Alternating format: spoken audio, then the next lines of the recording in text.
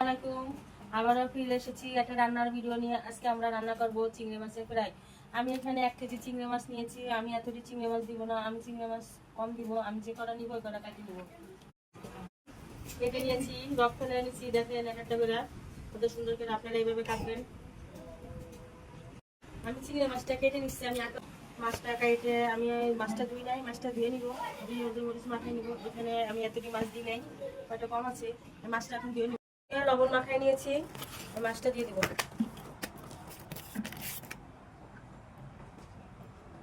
হলুদ দিয়ে দিব 1 চামচ, মরিচ দিয়ে দিব 1 চামচের মতো,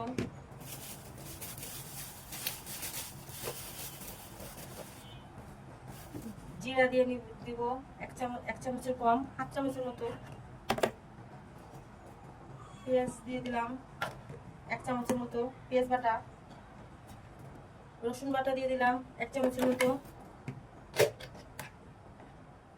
আদা বাটা দিলাম 1/2 চামচের মতো, দিলাম 1/2 চামচের মতো,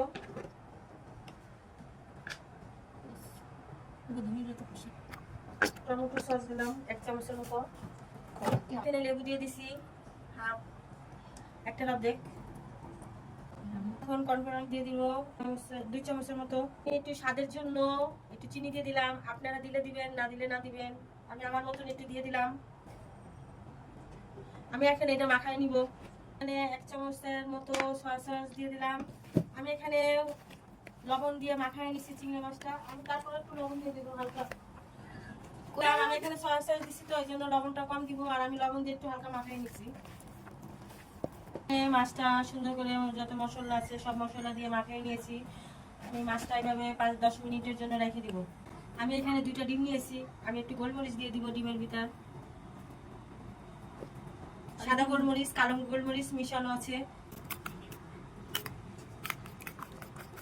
পাউরুটির গুঁড়া নিচ্ছি। আমি এখানে তেলটা গরম করে দিচ্ছি, আবার তেলটা গরম হয়ে গেছে। আমি এখন মাছটা লবণ মেখে রেখেছি, যত মশলা আছে সব মেখে নিচ্ছি। আমি এখন ডিমের ভিতর দিয়ে দিব পাউরুটির। আমি এখানে সুন্দর করে চেপে চেপে নিছি। দেখেন আমি কত সুন্দর করে এগুলি মেখে নিছি। আমি এক একটা করে দিয়ে দিব, আপনারা এইভাবে করবেন। মাছটা কাটতে যে আজকে আমার হাত কেটে গেছে।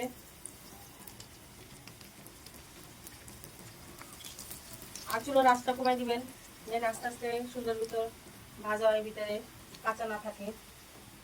চিংড়ি ফ্রাই আপনারা আপনাদের মতন জাল দিবেন, আমি আমার মতন জাল দিয়ে নিচ্ছি। মাছটি উল্টা নিব, ভাজা হয়ে গেছে। আমি এক একটা করে এখন নামাই নিব। চিংড়ি ফ্রাই দেখেন কত সুন্দর হয়েছে, খাইতে অনেক টেস্ট। চিংড়ির ফ্রাই আসলে অনেক সুন্দর।